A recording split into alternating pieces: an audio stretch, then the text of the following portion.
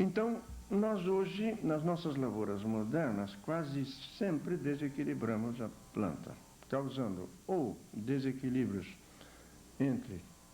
de deficiências de macroelementos e quase sempre alguma forma de deficiência de microelementos. Quando visitei aquela estação experimental de Concórdia, na Argentina, e nós discutimos a questão do cancro cítrico com aqueles investigadores lá, os pesquisadores lá, eles estranharam um fato interessante. Eles disseram, vejam, o cobre está nos dando um resultado excelente no controle da cancrosis, do cancro cítrico. Entretanto, quando nós fazemos experiências de laboratório com o cobre, in vitro, o cobre não mata a Xanthomonas. Como é que ele está matando lá fora? Mas olhando os pomares deles, se vê uma coisa que logo sugere uma explicação bem diferente. Eles estão num solo que é pura areia, puro quartzo. Não sabem o que é manejo orgânico do solo. Estão bem dentro daquele paradigma convencional que só vê o NPK, não vê o humus. Não tem humus no solo deles. A gente mete a mão assim no solo e levanta areia pura. Então, todos os pomares deles estão com sinais de deficiência. Provavelmente o cobre funciona bem contra o cancro lá, não porque ele mate Xanthomonas, porque as plantas estão deficientes de cobre. No momento que ela recebe cobre, ela está bem de novo e se defende. As deficiências de microelementos e os desequilíbrios de macronutrientes são sempre causa de inibição de proteossíntese. Inibição de proteossíntese significa congestionamento de aminoácidos na seiva da planta. Aí, alguns vão dizer, mas como meu tomateiro está crescendo ainda, está bonito, está viçoso e está com pulgão. Acontece que uma planta pode estar crescendo violentamente e, no entanto, ter congestionamento de aminoácidos. Vamos usar uma imagem que me ocorreu que o Shabusu não usa. Se eu tenho uma autopista com 3 pistas, um tráfego violento, aparece um pequeno estrangulamento, meia pista estrangulada. O que acontece? Se eu observo o tráfego daquele estrangulamento para adiante, eu vejo um fluxo normal de carros. Mas do estrangulamento para trás, um congestionamento que pode ir a quilômetros. Então basta um congestionamento, uma inibição pequena. Uma inibição de 1% na proteossíntese pode já causar um congestionamento de aminoácidos na seiva daquela planta. Por outro lado, quando nós fazemos aplicações maciças de nitrogênio solúvel, especialmente de adubos amoniacais, e pode até ser uma coisa perfeitamente natural, como é o esterco de galinha.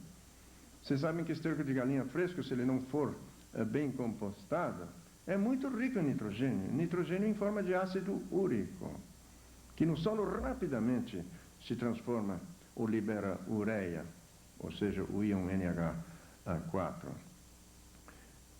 Mesma coisa. Botamos agora a imagem da autopista. A autopista não está estrangulada, mas terminou a partida de futebol no estádio e 100 mil carros querem pegar a autopista ao mesmo tempo. Também dá congestionamento. Então, se eu dou à minha planta excesso de nitrogênio solúvel, ela fabrica tanto aminoácido, especialmente se o nitrogênio for em forma de adubos amoniacais. Por isso, os adubos nítricos têm menos efeito de causação de praga do que os amoniacais. Isso todo agrônomo sabe. Vocês estão vendo que eu não estou combatendo os adubos químicos. Não estou dizendo que eles são ruins. É a maneira como se faz as coisas. Então, o congestionamento de aminoácidos, ou melhor, a inibição de proteossíntese pode se dever à alimentação desequilibrada de macro e de micronutrientes, como também eu posso causar um excesso de produção de aminoácidos, sem que haja inibição de proteossíntese. E tem mais um aspecto importante. Qual é o agrônomo que não sabe Qual é o agricultor que não sabe que quanto mais veneno nós usamos, mais praga dá? Aliás, pragas como ácaros, nematóides, se tornaram graves mesmo depois do uso dos agrotóxicos. Estão se tornando cada vez mais graves. Os agrotóxicos, e eu faço questão de distinguir entre agrotóxicos e defensivos. Agrotóxico é a substância tóxica usada no combate a pragas. Quando eu fizer o que o Suzuki faz lá em São Paulo, aliás, ele falou aqui nessa sala para vocês um ano atrás, quando o Suzuki aplica aminoácidos na folha, quando nós aplicamos complexo úmico altamente diluído na folha e obtemos um lindo efeito fitossanitário, nós não estamos aplicando veneno, estamos fortalecendo a planta. Isso é outra filosofia. Isso é defensivo. Agrotóxico quando coloca o veneno. A indústria quer que se diga sempre defensiva. E não é para atacar e para brigar com a indústria que eu faço questão de definir bem as palavras. Agrotóxico é uma coisa, é veneno. Defensivo é outra coisa. É uma ajuda que eu dou à planta. Então, os agrotóxicos, como biocidas que são, ou pelo menos grande parte deles, causam também inibição na proteossíntese. Introduzir numa coisa tão incrivelmente complexa quanto é uma célula viva, um veneno, é muito pior do que botar areia numa engrenagem. Só que aquela célula é tão incrivelmente complexa que nós não sabemos o que está acontecendo. Uma simples bactéria, um organismo que nem núcleo celular não tem, é centenas de vezes mais complexa do que os nossos mais complexos polos petroquímicos. Aí se pode ver a arrogância da nossa técnica moderna, não é? Nós adoramos as nossas criações tecnológicas, achamos formidável, derrubamos qualquer floresta para colocar uma máquina ali, e esquecemos que a tecnologia da vida é infinitamente mais interessante, mais complexa, mais sábia, mais incrivelmente coordenada. Então, colocando venenos nas plantas, nós também causamos inibição de proteossíntese e, com isso, a planta se torna mais suscetível a pragas.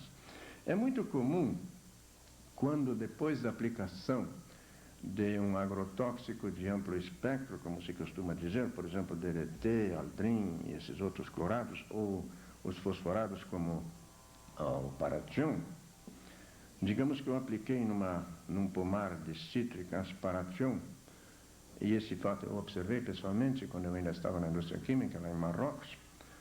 Nós começamos a usar inseticidas em pomares que nunca tinham visto inseticidas. Acontece que os grandes supermercados europeus começaram, não sei se por instigação da indústria química ou não, a rejeitar qualquer laranja que tivesse uma simples cochonilha vírgula em cima, como se nós comêssemos a casca, não é? Então, naquela época se podia ver, quem viajava pela Espanha, pela África do Norte, pela Itália, podia ver na época da colheita, do lado dos pomares, montanhas de laranja apodrecendo, de tomate apodrecendo, de melões apodrecendo. Se tinha um único organismo ali, uma única manchinha, o mercado não aceitava mais. Então os agricultores começaram a usar inseticidas. Um dos primeiros que eles usaram ali foi o Paration, para acabar com a cochonilha. Logo depois deu violenta praga de ácaros, coisa que nunca tinha dado. O agricultor lá nem sabia o que era ácaro, quer dizer, sempre existiu, mas nunca foi praga. A explicação que os agrônomos deram, está vendo? O Paration, como inseticida de amplo espectro que deve ter matado os inimigos naturais do ácaro. Aí o ácaro pôde se alastrar. É aquela velha imagem do inimigo arbitrário. O ácaro estava lá só esperando. No momento que não tinha mais inimigo, se alastrou. Mas não é isso, não. A explicação que Chaboussu encontrou é que o Paration, causando uma pequena inibição na proteossíntese, levantou o nível de aminoácidos naquelas laranjeiras e elas se tornaram palatáveis e nutritivas para o ácaro. Aí o ácaro proliferou. O problema, portanto, é um problema nutricional. E os organismos que nós chamamos pragas ou agentes patógenos têm instintos, têm sensibilidade, têm órgãos de sentido suficientes para que eles saibam achar as plantas que são suscetíveis. Se vocês quiserem fazer ensaios práticos, façam um ensaio que eu fiz muitas vezes lá em Torres para jovens alunos de agronomia e para outros. Eu fazia 3 canteiros em areia pura. Ali nós temos uma areia que é puramente quártica. Ela tem um pouco de cálcio também por causa dos caramujos, né? Mas ela não tem nutrientes, areia pura.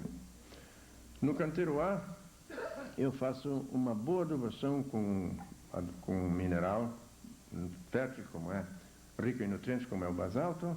Posso também colocar fosfatos naturais. E um bom composto, um composto bem maduro, bem umificado. No 2 e 3 não faço nada. Se eu plantar ali tomate, ou couve, ou fumo, ou batata, o que acontece? No canteiro 1, a planta se desenvolve viçosa, bonita, e a não ser que venham condições climáticas muito difíceis, ela não vai ter praga. Ou terá alguma coisa naquelas folhinhas velhas lá embaixo, nas últimas, que já estão decrépitas. No canteiro 2 e 3, onde eu vou ter plantas raquíticas, fracas, se aparecer o pulgão, ele vai tomar conta. Se aparecer a fitóptera, vai tomar conta. E eu posso fazer juntar as folhas da planta atacada com a planta sã. O pulgão não vai da planta atacada para a planta sã. Isso vai contra o paradigma prevalecente que diz que basta a praga estar presente, né?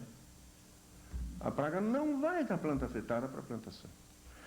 A nossa briga com o pessoal do Caneca tem sido em cima disso. Eles não aceitam esse fato. Para eles, a simples presença do agente patogênico é suficiente. Não interessa a situação da planta, por isso eles nem olham o solo, não perguntam ao agricultor qual é o adubo que ele usou, se ele usou herbicida, se ele usou fungicida, nada, isso não interessa. Uma visão assim absolutamente linear. Eu até me pergunto, para que ser agrônomo então? Aliás, uma vez um cara aqui da Emater disse, nós não desenvolvemos tecnologia, nós apenas transmitimos tecnologia. Aí eu perguntei para ele, então, quem sabe, não precisa agrônomo, vamos fazer o trabalho só com o office boy.